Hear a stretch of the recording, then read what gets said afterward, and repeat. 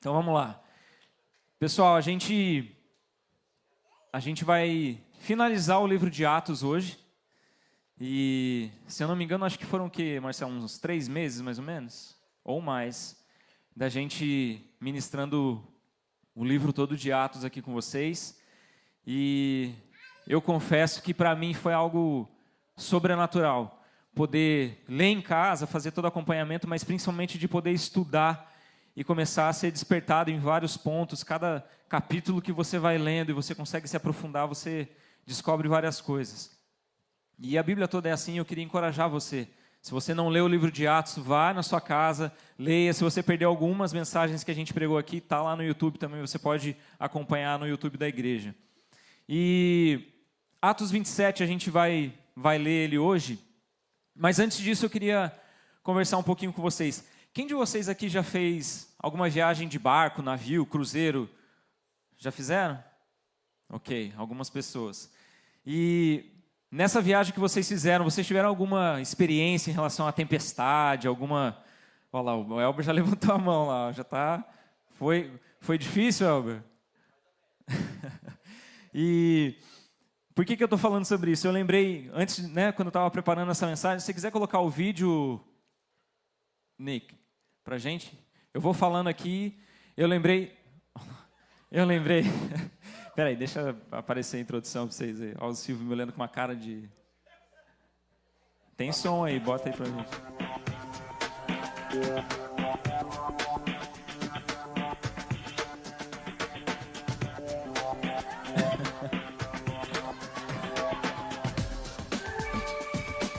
Pode deixar baixinho agora.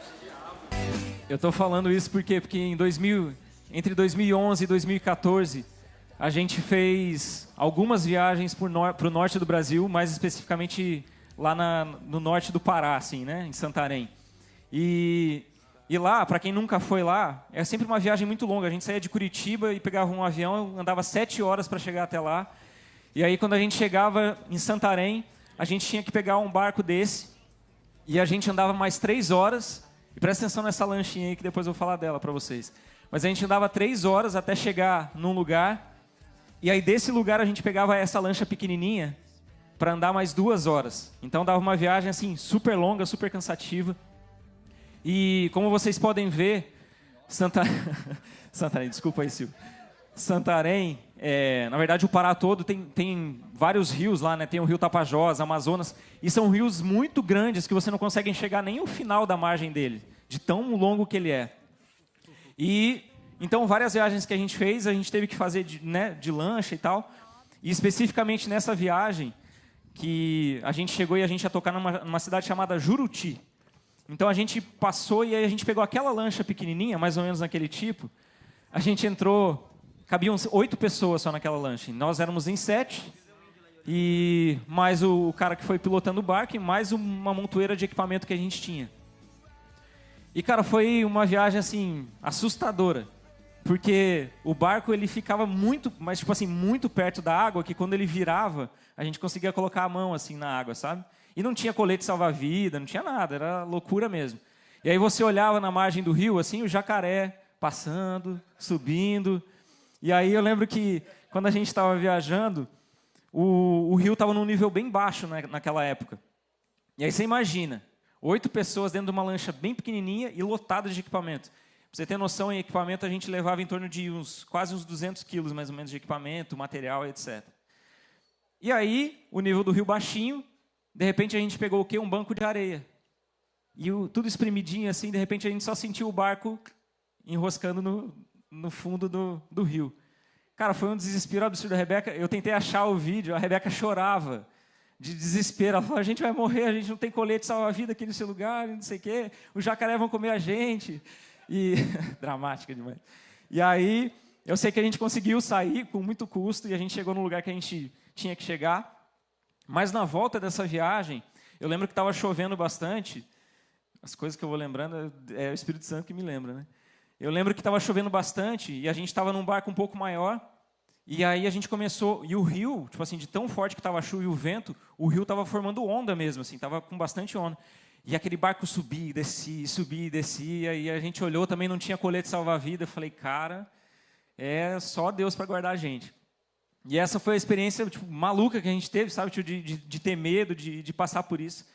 E eu só queria linkar essa história porque Atos 27 a gente vai acompanhar a viagem de Paulo, de quando ele saiu da Cesareia até chegar em Roma.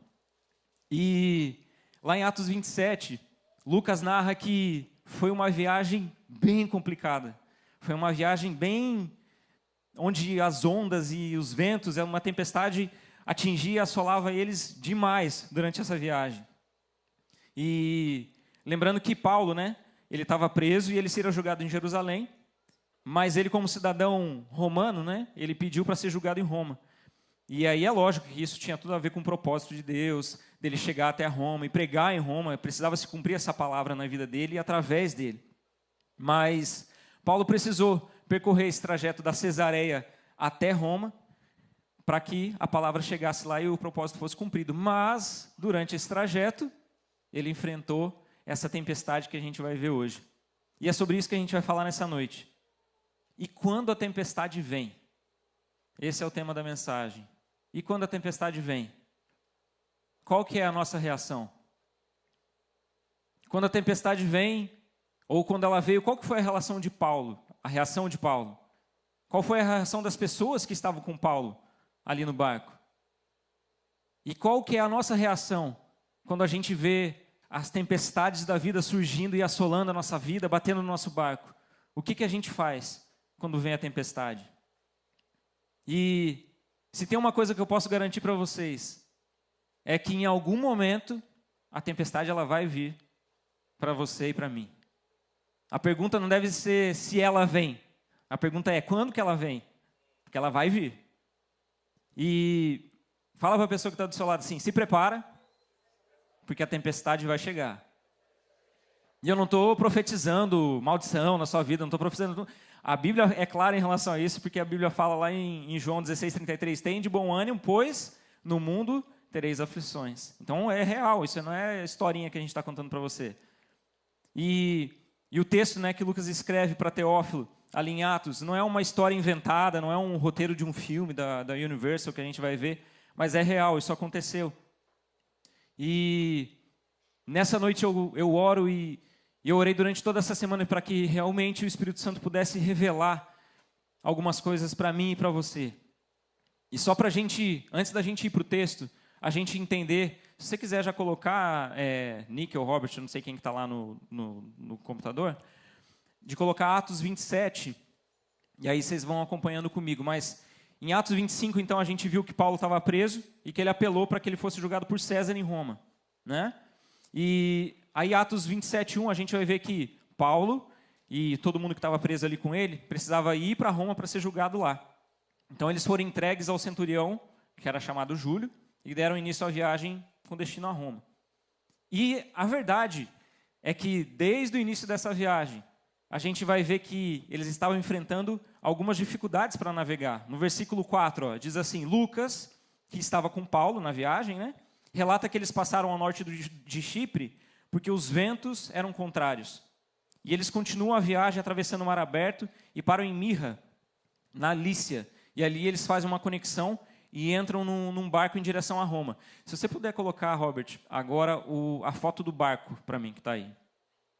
E o versículo 6, né, ele relata que eles embarcaram num navio alexandrino, um navio egípcio, que era mais ou menos nesse estilo assim. Então a gente está falando de hoje para a gente isso daqui é quase um Fusca, né? Não tinha tecnologia nenhuma, era remando ali na mão mesmo, né? Tinha os remos ali na lateral, vela e tal. Então, zero tecnologia. Mas na época, era uma embarcação muito boa, era uma embarcação que comportava muita gente. Depois a gente vai ver lá no final do texto, que diz que esse barco, né, nessa viagem, estava levando 276 pessoas. Você imagina o fuzuê que estava nesse barco. 276 pessoas, mais a carga que eles estavam levando para o destino. Então, assim, era uma viagem, a gente está falando de uma viagem longa, de Cesareia até Roma. A gente está falando de uma embarcação grande, né, que carregava muitas pessoas, comida, grãos, etc. E era uma das melhores embarcações que tinha na época. Embora alguns historiadores vão falar que esse tipo de embarcação ele era mais vulnerável e mais frágil, para algumas tempestades que eles poderiam enfrentar. E aí no versículo 7 a gente vai ver o seguinte, ó, Lucas falando, né? Navegamos vagarosamente por muitos dias e tivemos dificuldade para chegar a Cnido. Se você puder colocar o mapa agora, pode pôr. Não sendo possível prosseguir em nossa rota, devido aos ventos contrários. Navegamos ao sul de Creta, de frente a Salmona, e costeamos a ilha com dificuldade. E chegamos a um lugar chamado Bons Portos, perto da cidade de Lazéia. Então, ali Lucas está relatando o trajeto que eles estavam fazendo ali da Cesareia, e aí eles passaram, lembra que eles passaram ali por Chipre, que eu falei, e aí param ali em Lícia, e aí você viu que eles estão indo só pela costa, porque tinha tanto vento, tanto movimento contrário, que eles não estavam conseguindo seguir a rota original que eles precisariam seguir. Né? Então, estava sendo uma viagem difícil, vento contrário, desviando rota, aumentando o tempo de viagem deles, e a gente vai ver, pela primeira vez, Paulo, né, durante esse capítulo, se levantando e se dirigindo ao centurião e alertando o seguinte, falando para Júlio, falando assim, cara, pelo meu conhecimento aqui, a viagem não vai ser uma boa opção. Né? A gente já está enfrentando tanta coisa e eu acho que vai ser um problema para a gente, para a embarcação e para a carga que a gente está levando. Mais um detalhe, quem que era Paulo aí no barco? Paulo era um prisioneiro. E aí eu fiquei pensando, falei bem assim, cara, se eu sou o centurião, por exemplo, e vem um prisioneiro falar comigo o seguinte, o cara tá preso e ele vai ser julgado. Ele chega com um papo assim, então, tá acontecendo isso, eu acho que não é uma boa ideia a gente ir para Roma, tá vendo aí, tá acontecendo tanto de coisa, tempestade, eu acho que a gente não vai chegar. Você como centurião, você daria ouvidos a um prisioneiro que seria julgado? No mínimo você pensava assim, esse cara tá de lorota para cima de mim, pô. O cara vai ser julgado daqui a pouco, provavelmente vai ficar preso, vai ser condenado. Esse cara tá querendo me enganar só para ganhar tempo para não ir para Roma.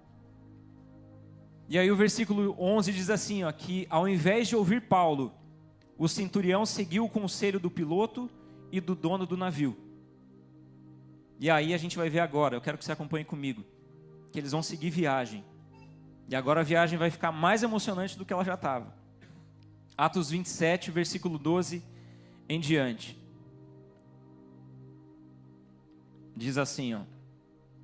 Visto que o porto não era próprio para passar o inverno, esse porto, né, que chamava Bons Portos, a maioria decidiu que deveríamos continuar navegando, com a esperança de alcançar Fenícia e ali passar o inverno.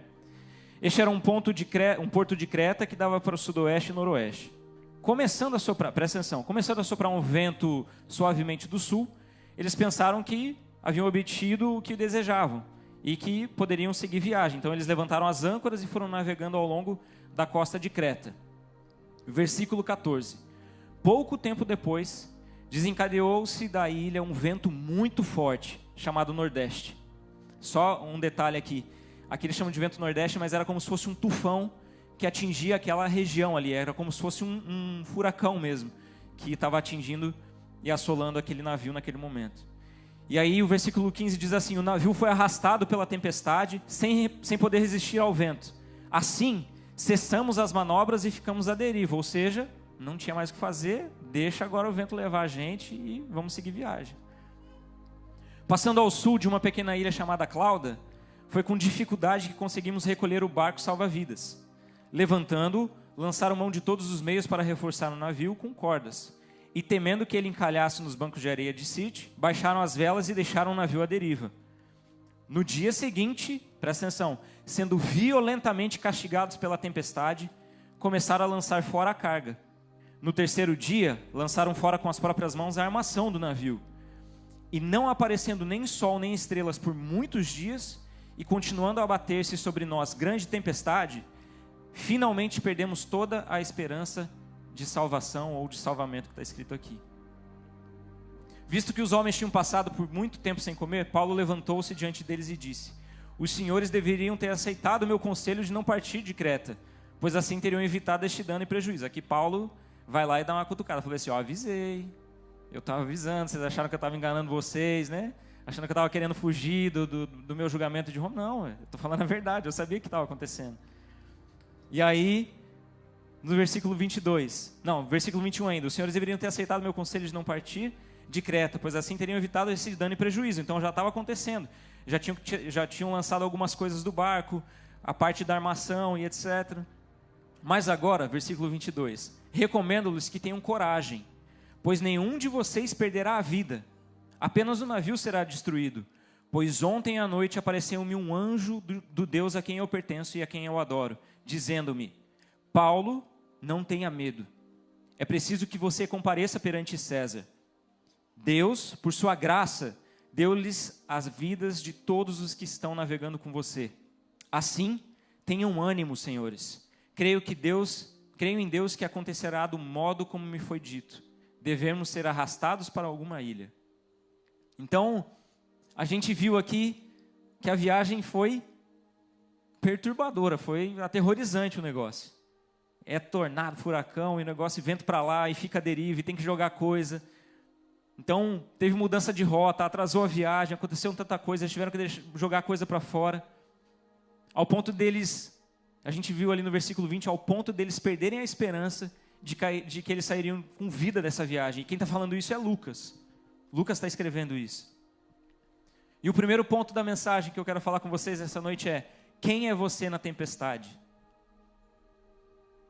Quem é você na tempestade? O que você faria numa situação dessa? Ou, melhorando a pergunta para vocês, qual que seria a atitude?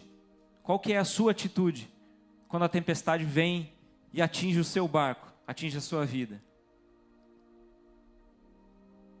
Qual que é a sua atitude quando você tem uma palavra que você recebeu, tem um destino que você precisa chegar, mas durante esse trajeto até lá as coisas não saem da maneira como você estava planejando, ou da maneira que você pensou que seria? Qual que é a sua atitude quando os ventos obrigam o seu navio a desviar a rota e fazer você gastar mais tempo do que você estava esperando para você chegar no seu destino? Qual que é a sua atitude quando a tempestade te obriga a lançar fora toda a carga e a bagagem que você estava carregando para você chegar no seu destino e usufruir no seu destino? Qual que é a sua atitude quando a tempestade vem e faz você ficar à deriva? E faz você entender que não tem mais controle de nada? Ou faz você entender que na verdade você nunca teve controle de nada? Quem é você na tempestade? Em outras palavras, o que eu estou querendo passar para vocês é que os problemas eles vão surgir durante a nossa caminhada. E como que eu e você nós agimos quando esses problemas, quando essa tempestade chega durante a nossa caminhada? Como que você age quando você perde o seu emprego, o seu trabalho, quando você mais precisava de dinheiro? Como que você age quando o seu melhor amigo ou a sua melhor amiga vira as costas para você, no momento que você mais está precisando? Qual é a sua atitude quando a tempestade financeira vem e bagunça tudo e parece que está tudo fora do lugar? Quem é você na tempestade quando a imigração está julgando o seu caso e ela te dá uma negativa e ela te dá um não e fala que você precisa ir embora daqui, ou aquilo que você estava esperando tanto acontecer foge do seu controle? Quem é você na tempestade? Qual voz você tem escutado na tempestade? Qual voz você decide escutar na tempestade?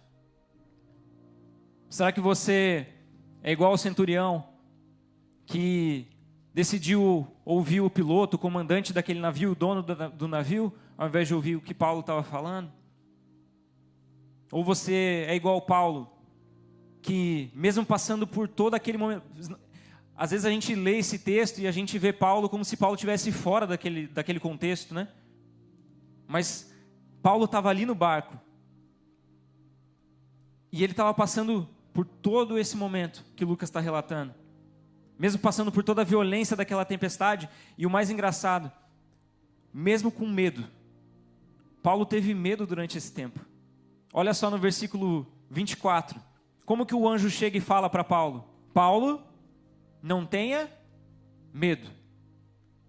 E o versículo 20 que eu falei para vocês, falam que todos eles, no meio da tempestade, chegou um momento onde eles não tinham mais esperança, eles perderam a esperança de salvação. Ou seja, o negócio estava feio ao ponto de achar, cara, a gente não vai sair mais vivo daqui. Acabou. Não vai ter como. Mas Paulo, ele não deixou o medo e aquela situação abalar ele. E muito menos ele não ficou paralisado por causa do medo e por causa das ondas que atingiam o barco, a embarcação que ele estava. Mas ele fez exatamente o que eu e você, a gente precisa aprender a fazer. Quando essas lutas, essas ondas vêm bater no nosso barco, vêm assolar a nossa vida. Quando a ansiedade vem, quando a depressão, quando a vontade de desistir vem na nossa vida. Paulo, ele fez o quê? Ele clamou o socorro de Deus. Paulo sabia que Deus era o socorro bem presente naquele momento de angústia e tribulação que ele estava passando. E eu lembrei de um versículo, Salmos, na verdade um trecho do capítulo 46 de Salmos, que diz assim, ó: Deus é o nosso refúgio e fortaleza, socorro bem presente na angústia. Portanto não temeremos, ainda que a terra se mude, e ainda que os montes se transportem para o meio dos mares, ainda que as águas rujam e se perturbem, ainda que os montes se abalem pela sua braveza, há um rio cujas correntes alegram a cidade de Deus, o santuário das moradas do Altíssimo. Deus está no meio dela, e não se abalará, e Deus a ajudará já ao romper da manhã. Eu e você, a gente serve um Deus presente em meio à tempestade. Eu e você, a gente serve um Deus que Ele nos livra na tempestade. E foi o que eu falei, às vezes a gente acha que a gente se converteu, que a gente está com Jesus e que a gente não vai ter luta nenhuma. E vocês já sabem disso, vocês já ouviram isso algumas vezes. Provavelmente o nível de luta ele vai subir um pouquinho mais. Mas a grande diferença é que a gente não precisa passar por esses momentos sozinhos. A gente tem um Deus que vai caminhar com a gente no meio da tempestade, que vai livrar a gente na tempestade. Ele é o nosso refúgio, Ele é o nosso escudo, Ele vai ser a nossa proteção no meio disso. E Paulo, ele entendeu e entendia isso, porque mesmo com medo ele creu na palavra que o anjo entregou para ele. E além disso, isso aqui foi muito doido, porque ele poderia simplesmente, beleza Paulo, não tenha medo, e ter ficado calado. Mas a gente vê Paulo sendo voz profética no meio da tempestade. E isso isso é muito desafiador. Pensa você nas dificuldades que você tem passado. E aí Deus vem e entrega uma palavra para você e fala: filho, vai ficar tudo bem, você vai chegar no seu destino final, tudo vai ficar bem, eu estou cuidando de você. E das pessoas que estão à sua volta. Será que mesmo em meio à tempestade você conseguiria ter esse discernimento de, beleza, eu preciso passar isso para os outros, eu vou ser voz profética agora, mesmo em meio todas as situações dizendo que não, agora eu sou voz profética e eu creio naquilo que Deus colocou dentro de mim e declarou sobre a nossa vida que a gente está aqui no meio.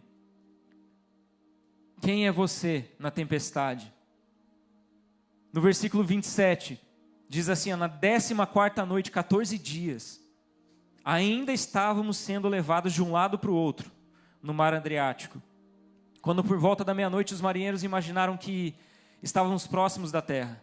Lançando a sonda, verificaram que a profundidade era de 37 metros e pouco tempo depois, lançaram novamente a sonda e encontraram 27 metros.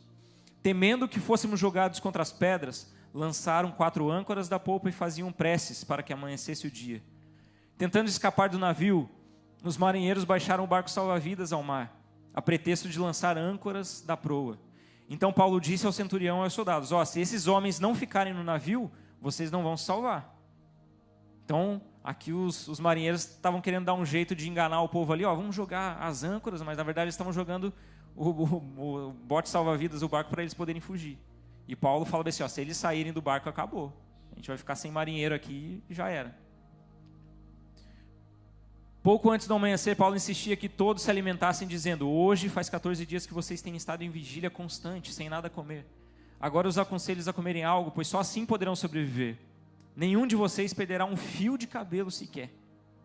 Tendo dito isso, tomou o pão e deu graças a Deus diante de todos. Então o partiu e começou a comer. Todos se reanimaram e também comeram algo. Estavam a bordo 276 pessoas. Depois de terem comido até ficarem satisfeitos, aliviaram o peso do navio, presta atenção, depois de terem comido até ficarem satisfeitos. Aliviaram o peso do navio, atirando todo o trigo ao mar. Quando amanheceu, não reconheceram a terra, mas viram uma enseada como uma praia, para onde decidiram conduzir o navio se fosse possível. Cortando as âncoras, deixaram-as no mar, desateando ao mesmo tempo as cordas que prendiam os lemes. Então, alçando a vela da proa ao vento, dirigiram-se à praia. Mas o navio encalhou na areia, onde tocou o fundo. A proa encravou-se e ficou imóvel, e a popa foi quebrada pela violência das ondas. Os soldados resolveram matar os presos para impedir que alguns deles fugissem, jogando-se ao mar. Mas o centurião queria poupar a vida de Paulo e os impediu de executar o plano. Então, ordenou aos que sabiam nadar que se lançassem primeiro ao mar em direção à terra. Presta atenção aqui. Aos outros teriam que se salvar em tábuas e em pedaços do navio. E olha como é que termina. Dessa forma, todos chegaram a salvo em terra. Glória a Deus. E o segundo ponto que eu quero falar com vocês é: onde está a sua segurança em meio à tempestade? O primeiro ponto é: quem é você na tempestade? E o segundo é: onde está a sua segurança em meio à tempestade? A segurança de Paulo estava no Deus que ele servia e que ele adorava. Ele mesmo falou isso. Paulo confiou e buscou o Deus que ele acreditava. A gente acabou de ver isso, que mesmo com medo ele optou em não olhar e focar na tempestade, mas os seus olhos se voltaram para Cristo, pois ele sabia que a segurança dele não estava firmada no navio, nos marinheiros ou em algum homem daquele barco. O centurião, ele decidiu confiar no comandante e no dono do navio. E os marinheiros, como a gente viu, eles confiaram nas habilidades deles, e eles confiavam no bote salva-vidas, porque eles estavam querendo fugir do barco. Tentando escapar do navio, os marinheiros baixaram o barco salva-vidas ao mar, ao pretexto de lançar âncoras da proa. E o que eu consigo entender, e que Deus ministrou no meu coração, é que talvez Deus está pedindo para você nessa noite corte as cordas do bote salva-vidas do seu barco. Corte as cordas do barco salva-vidas, do bote salva-vidas do seu barco. Traduzindo isso, Deus está falando assim: jogue fora. Para de querer dar um jeito, para de querer fazer do seu jeito, para de colocar sua confiança em coisas e em pessoas. Para de querer fazer do seu jeito, igual esses marinheiros estavam querendo fazer. Para de achar que a sua segurança está num documento, está num decreto de um presidente, está na carreira que você vai seguir, na faculdade, no trabalho que vai te pagar melhor. E todas essas coisas são maravilhosas, legais e legítimas para você se preocupar.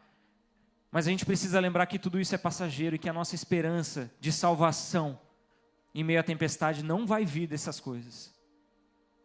Tudo isso vai passar.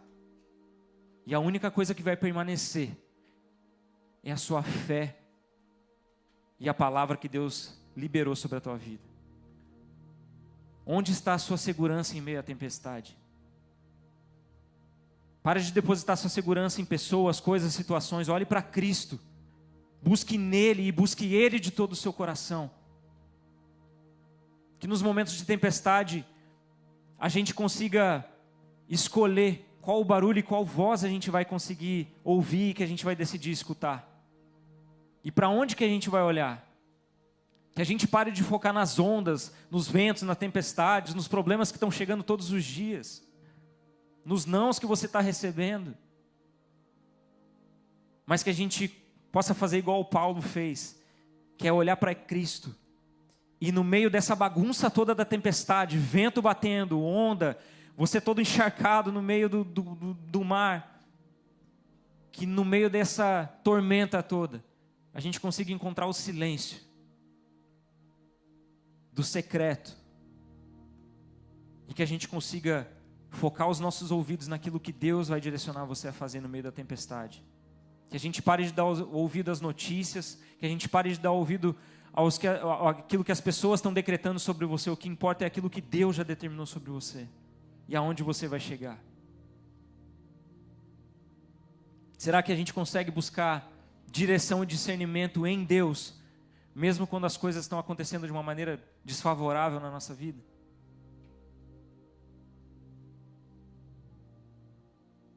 E o terceiro ponto que eu quero falar com vocês nessa noite é: alivie o peso do seu barco. Versículo 18 diz assim, que no dia seguinte, sendo violentamente castigados pela tempestade, começaram a lançar fora a carga. No terceiro dia, lançaram fora com as próprias mãos a armação do navio. E no versículo 38, diz que depois deles terem comido até ficarem satisfeitos, aliviaram o peso do navio, atirando todo o trigo ao mar.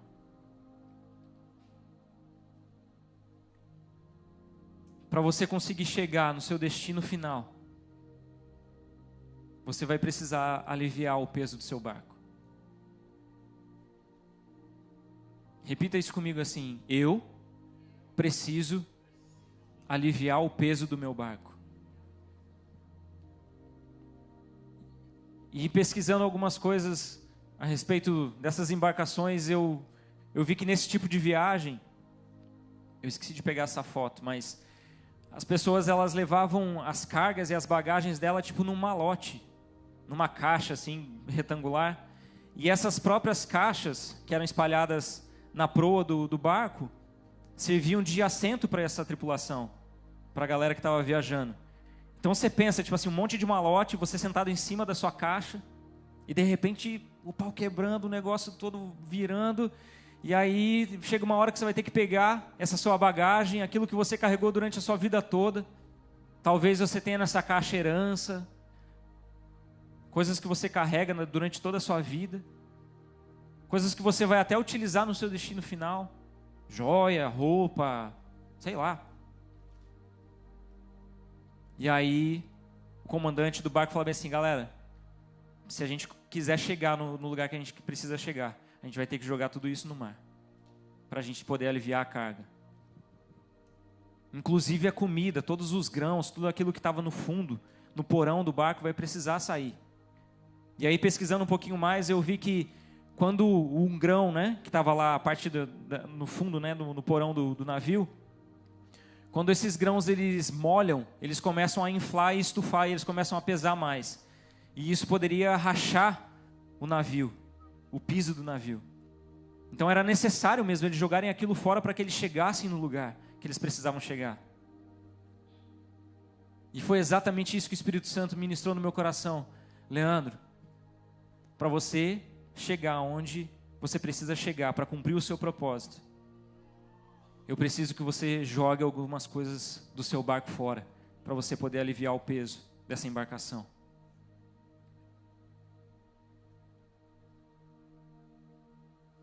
E é a mesma coisa que o Espírito Santo está falando para você nessa noite. Alivie o peso do seu barco. Vai precisar fazer uma limpeza nesse barco para você poder chegar onde eu quero te levar.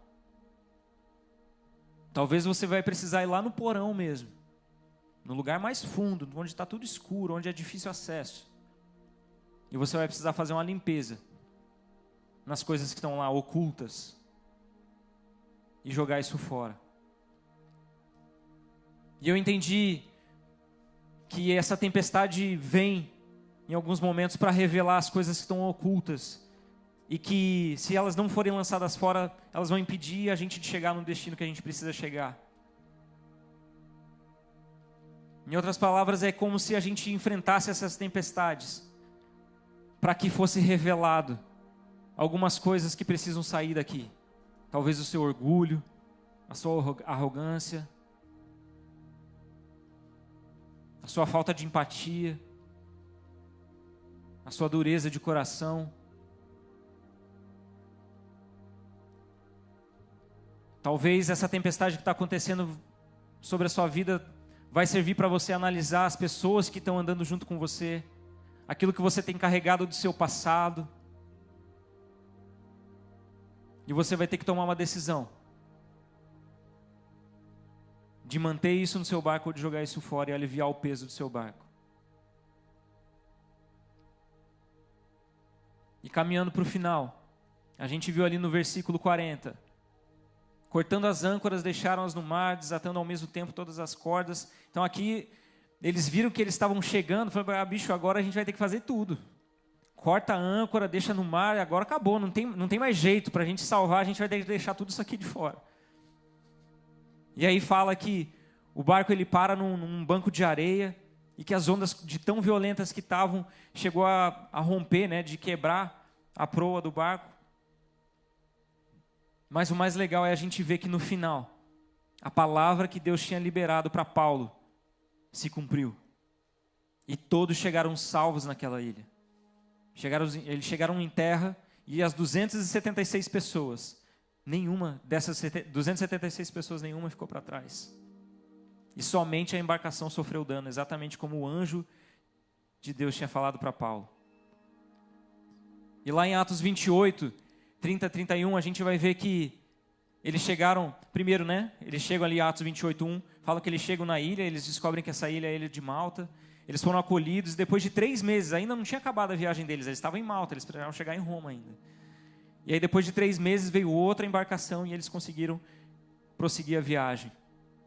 E aí, Atos 28, 30, diz que por 2 anos, Paulo permaneceu na sua própria casa, que alugara, onde recebia todos os que procuravam, pregando o reino de Deus, e com toda a intrepidez, sem impedimento algum, ensinava as coisas referentes ao Senhor Jesus Cristo. Ele chegou no destino final dele. E no comecinho ali do capítulo 28, a gente vai ver que ele chega em Roma e aí ele vai para casa e um soldado fica na porta da casa dele. Ele estava ali, mas tinha um soldado o tempo todo. E nada impedia Paulo de continuar pregando a palavra de Deus, de anunciar o evangelho e de cumprir o propósito dele naquela terra. E o que mais me chama a atenção era de lembrar quem era Paulo no barco. Paulo era o prisioneiro. Se fosse pegar tudo ali, os prisioneiros eram os que menos valiam. A carga era mais importante, o barco era mais importante. Então, tipo assim, se tivesse que se desfazer de alguma coisa, bicho, eram os prisioneiros que iam para o saco. Mas o que me chama a atenção é que a condição de Paulo, de prisioneiro, não impediu ele de cumprir o propósito que Deus tinha na vida dele. E aqui eu quero te falar que às vezes você está esperando as melhores condições de viagem para que você comece a cumprir o chamado que Deus determinou na sua vida. Isso é besteira. E essa semana foi muito doido porque eu vi um corte de um podcast que um médico estava falando exatamente sobre isso. O que te faz pensar que você faria em condições melhores se você não faz o seu melhor nas condições que você tem hoje? A gente fala assim, mas no dia que eu tiver um microfone e um palco na mão, aí sim eu vou pregar. Mas você não prega nem na sua escola. O que te faz achar que quando você tiver um microfone e um palco para você subir, você vai pregar? Por que você não faz com o que você tem hoje? Porque quando eu tiver não sei o que, não vai fazer. Faça com o que você tem agora, não espere a sua posição, não espere o status mudar para que você comece a iniciar aquilo que Deus depositou para você fazer no seu coração. Paulo ele não esperou a melhor oportunidade para ser voz de Deus e continuar pregando as boas novas do Evangelho. Mas para que isso acontecesse, para que a promessa se cumprisse, entre Cesareia e Roma, entre a promessa e o cumprimento, Paulo precisou enfrentar a tempestade. E lembra que eu falei no começo para vocês? A tempestade ela vem. Se você não passou ainda, ela vai chegar. E se você já passou, talvez você vai passar por outra de novo. E a vida é assim. A questão é, quem você vai ser na tempestade?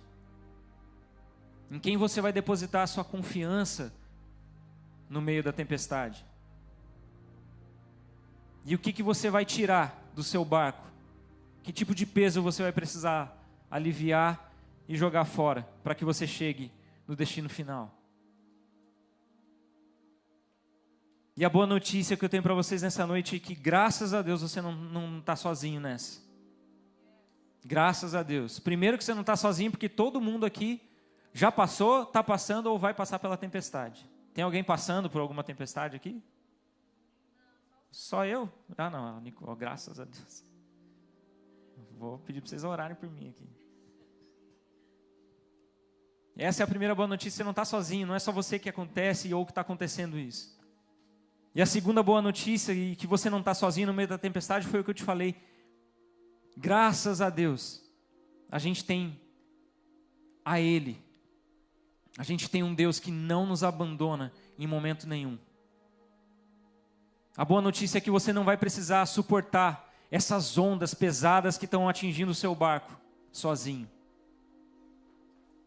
Tanto é que, provavelmente, se você tentasse fazer isso sozinho, existe uma grande probabilidade de você não aguentar passar por isso sozinho. Mas você tem o Deus, Criador dos céus e da terra, o seu refúgio, o seu socorro bem presente, do seu lado, em toda e qualquer situação, para te socorrer.